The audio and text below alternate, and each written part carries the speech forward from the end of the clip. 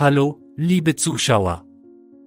Sarah ging mit ihrem Hund Max auf einem vertrauten Pfad spazieren. Sie hatte ihren normalen Spaziergang bereits beendet, aber etwas erregte ihre Aufmerksamkeit: eine Gruppe von Menschen, die sich vor den Toren des Parks zusammenschlugen. Ihre Gesichter waren in Schatten versteckt, sie hielten einen Karton und bewegten sich nicht von der Stelle. Sarah, immer neugierig, verlangsamte den Schritt. Max fühlte sich unentschlossen, setzte sich hin und suchte leise nach ihr.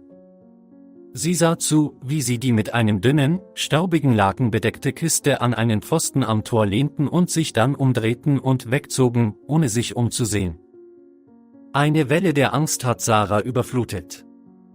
Die Gruppe zuckte nicht einmal zu, sie gingen weiter, ihre Schatten verlängerten sich mit einem Licht. Sarah fühlte Angst in ihrer Brust, etwas stimmte nicht. Sie eilte zur Box. Max jammerte, folgte ihr auf den Fersen, legte das Bettlaken weg. Sie keuchte. Drinnen, in einem Haufen alter Handtücher, 3 kleine Kätzchen hatten sich gemütlich eingerichtet. Sie waren klein.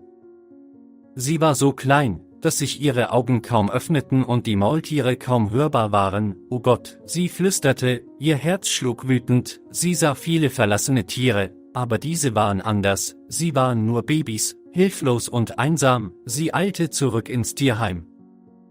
Die anderen Freiwilligen waren schockiert. Sie sind zu klein, flüsterte eine von ihnen mit einer vor Aufregung gepressten Stimme. Sie können nicht einmal alleine essen.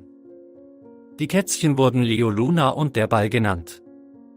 Die winzigen Kreaturen wurden aus einem Tropfer gefüttert, mit warmem Wasser gebadet und in ein weiches, flauschiges Bett gelegt. Seit Tagen wurden sie ständig beobachtet. Ihr zartes Kalb war so anfällig, dass Sarah sich trotz ihres engen Zeitplans um sie kümmerte, ihre Abende und Nächte in ihren winzigen Krippen verbrachte. Ihr Herz für ihre Zerbrechlichkeit schmerzte. Für die Kätzchen mit ihren wackeligen Kätzchen gingen bald mehrere Anfragen zur Adoption von Kätzchen ins Tierheim ein. Nacheinander fanden Leo und Luna ihr ewiges Zuhause. Sie blühten in ihren neuen Familien, ihre einst zerbrechlichen Körper wurden jetzt mit spielerischer Energie überfüllt, aber der Ball, der Kleine von 3 blieb, er war nicht so verspielt wie seine Geschwister.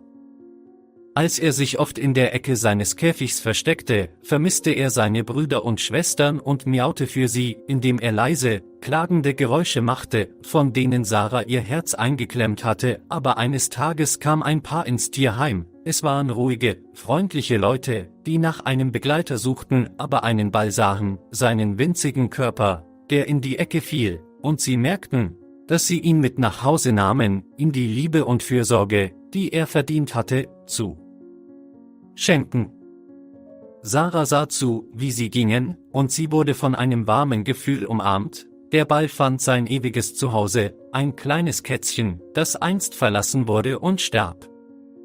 Einsam fand er eine Familie, die ihn liebte.